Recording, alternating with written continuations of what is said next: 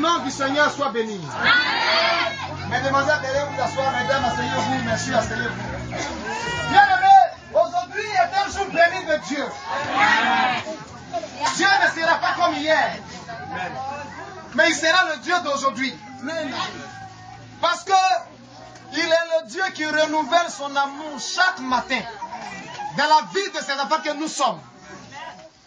Bien-aimés, dis hey.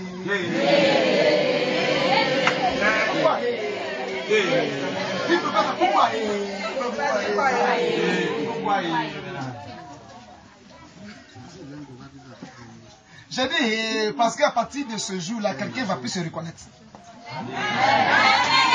Enfin, si du moins la personne coopère, si du moins la personne accepte la parole que je vais lui donner.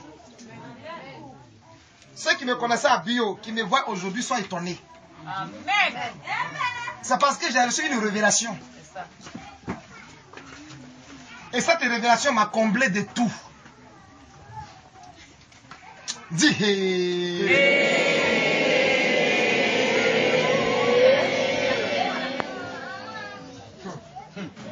quelqu'un ne va pas se reconnaître après ces 3 jours de prière qu'on va avoir.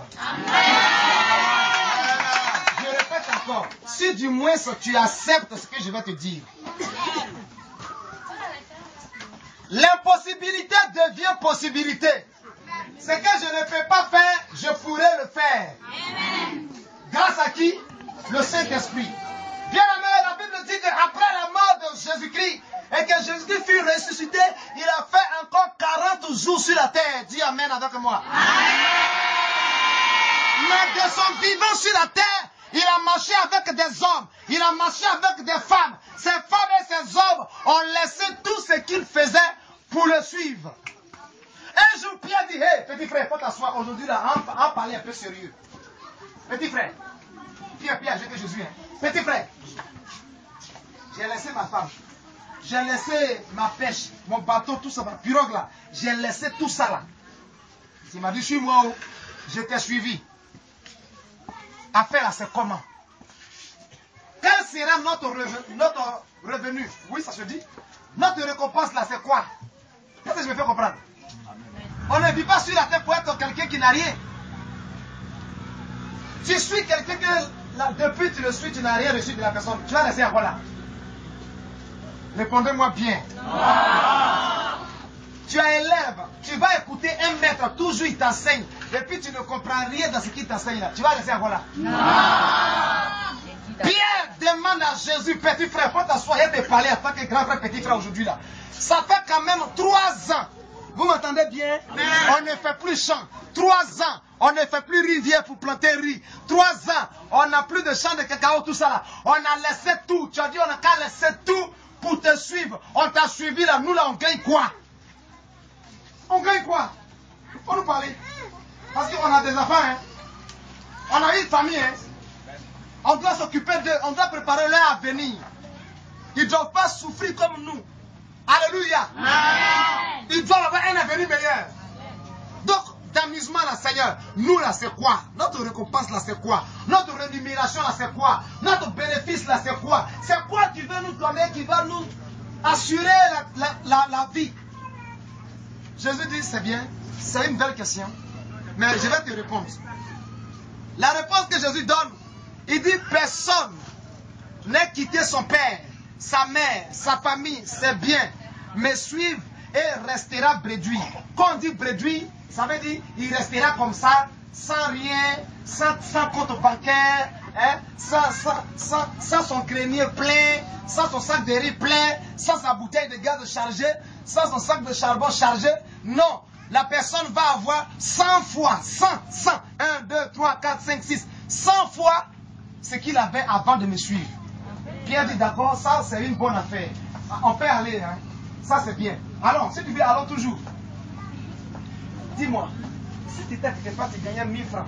Dans le mois là, quand tu vends jusqu'à bénéfice de ces 1000 francs, hein? Et puis quelqu'un est venu te parler et dit, toi, il faut me suivre. Si tu me suis là, au lieu de 1000 francs fin du mois là, fin du mois tu auras 10 000. Tu ne seras pas réjoui? Tu ne seras pas content? Ah! Tu ne seras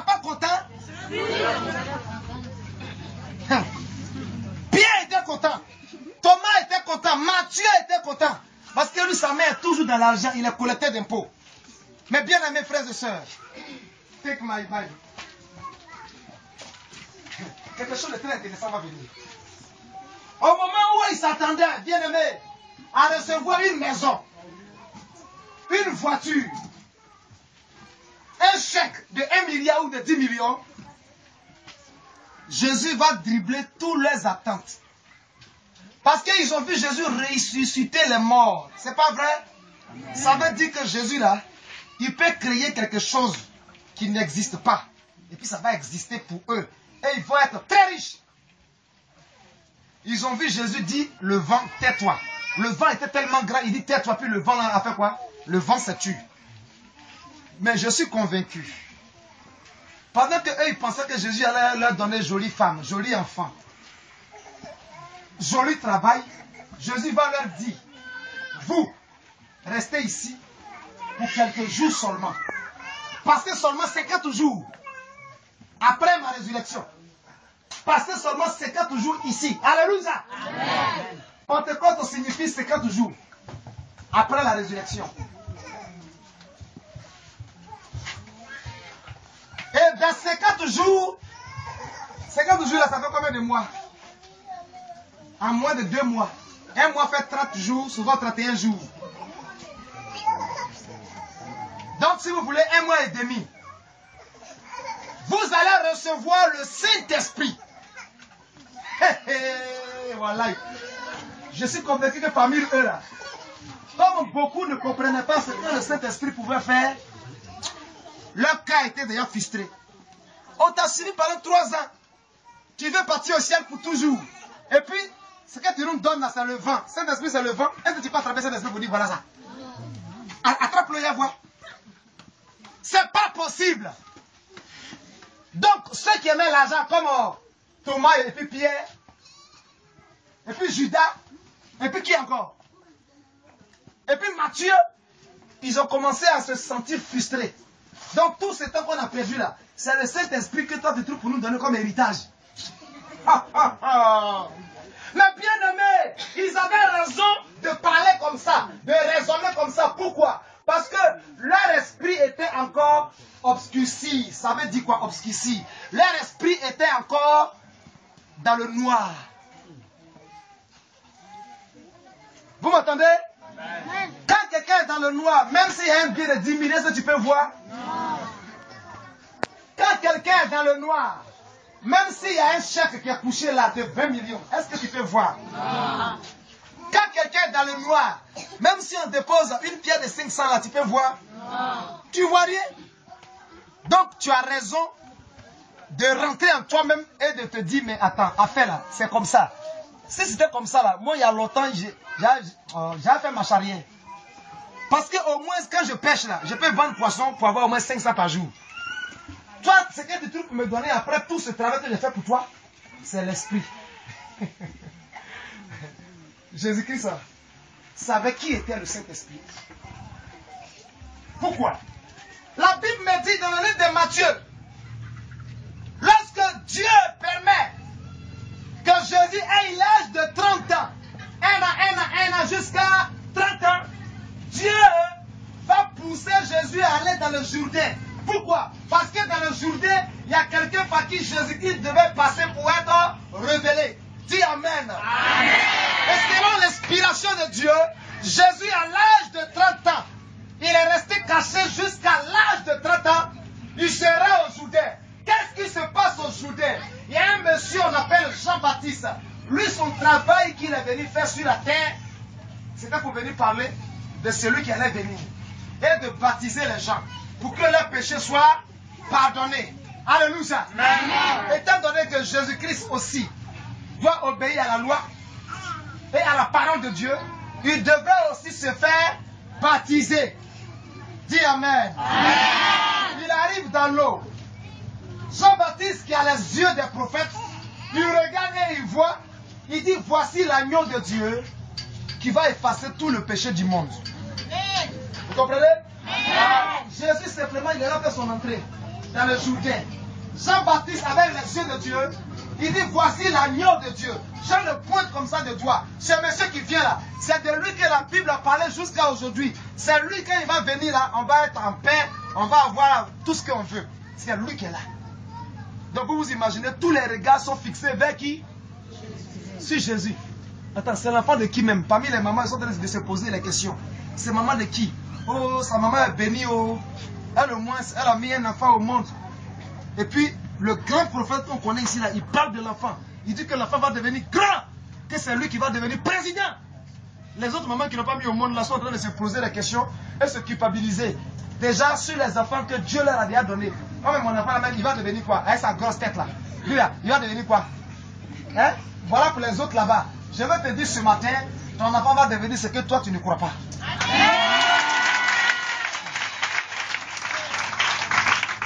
Alléluia. Ton enfant deviendra ce que toi tu ne crois pas. Pourquoi? Ça ne dépend pas de toi. Ça dépend de Dieu qui t'a donné.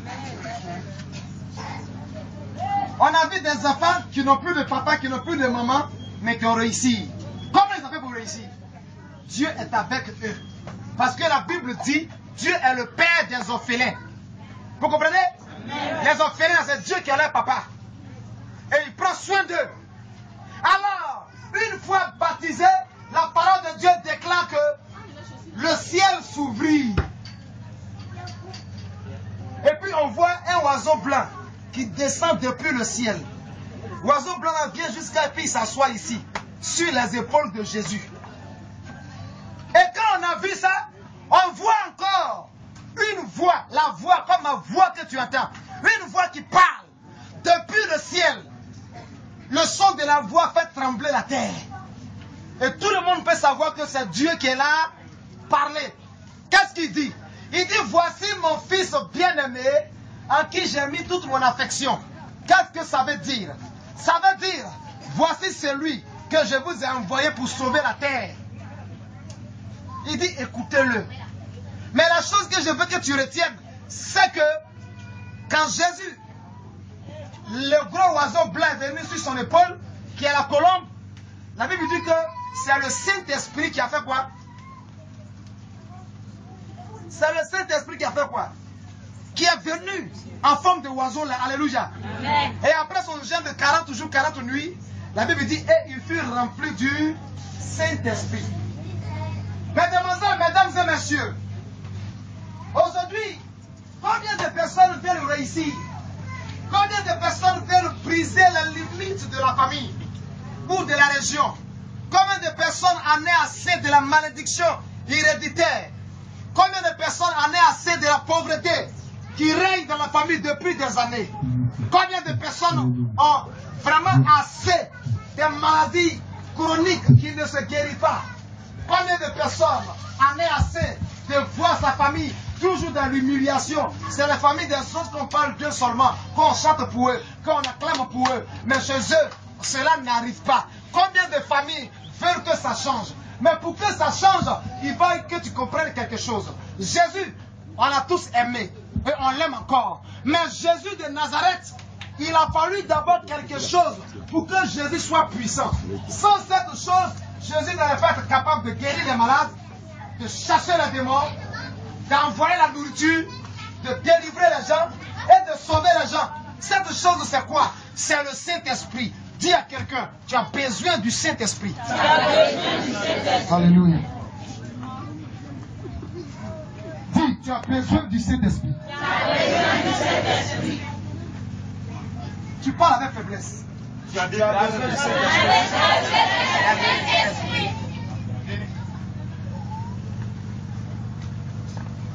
Alléluia. Alors que les disciples s'attendaient à des bénédictions matérielles qu'on pouvait toucher, qu'on pouvait saisir, qu'on pouvait mettre dans la poche ou aller déposer dans sa maison, Jésus leur promet plutôt le Saint-Esprit. Pourquoi? Bien aimé, le Saint-Esprit est un secret de réussite, de succès. Pourquoi? Parce que le Saint-Esprit est Dieu. Vous comprenez? Le Saint-Esprit est Dieu. Dieu le Père, Dieu le Fils et Dieu le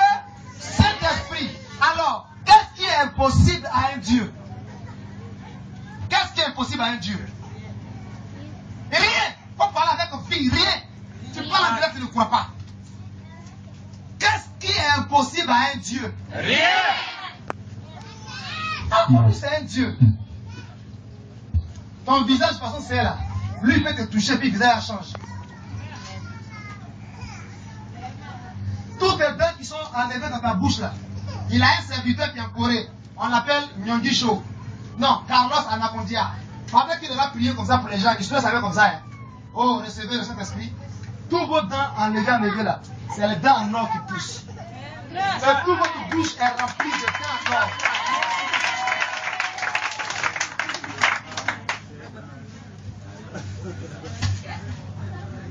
Lui, c'est le Saint-Esprit qu'il utilise.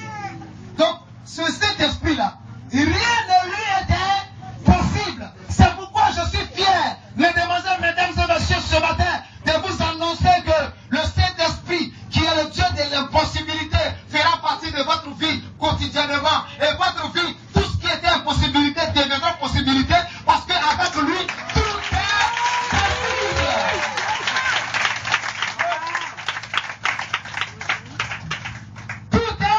possible. Possible. Avec qui? Dieu. Lui là même là, qu'est-ce qu'il fait et puis il réussit comme ça? Ça là c'est magie. Non, c'est fétiche. Ça là c'est pas clair. Il y a quelque chose en bas. Pourquoi? Parce qu'il fait les choses extraordinaires. Et que toi tu n'arrives pas à le faire aussi. Et parce que toi tu n'arrives pas à le faire aussi, tu dis ce qu'il fait là c'est démoniaque. Ou bien il a fait des alliances avec l'eau. C'est Mami Wata qui l'utilise. Saint-Esprit là, il utilise aussi les gens, s'il te plaît. Arrête de donner la gloire qui doit revenir à Dieu aux démons. Tu m'entends? Arrêtez dans l'église de Dieu de donner la gloire de Jésus aux démons. Cependant, il y a aussi des serviteurs et des servantes qui agissent, qui exercent des ministères avec les démons. Ça aussi je crois. Mais, de même que je crois, je suis fier de te dire que le Saint-Esprit qui a utilisé Jésus, qui a fait que partout où Jésus allait, tout lui réussissait, ce même Saint-Esprit-là, aujourd'hui, ce n'est pas aujourd'hui qu'il descend du ciel. Depuis 2000 ans, il est déjà descendu. Alléluia. Il est descendu pour faire quoi? Il est descendu parce que Dieu avait promis à ses enfants qui étaient faibles, à ses enfants qui n'avaient ni intelligence, à ses enfants qui n'avaient ni connaissance, à ses enfants qui ne savaient pas qu'est-ce qu'ils devraient faire pour réussir. Dieu a envoyé le Saint-Esprit pour leur donner de savoir-faire et de connaître ces choses. La vie que nous vivons, ce que nous respirons là, c'est spirituel, elle est esprit. Tu la vois? Ce qui te fait respirer, tu vois ça? Cependant, est-ce que tu ne respires pas? Respire. Tu vois, tu as la vie. Tu as la vie, mais tu ne la vois pas.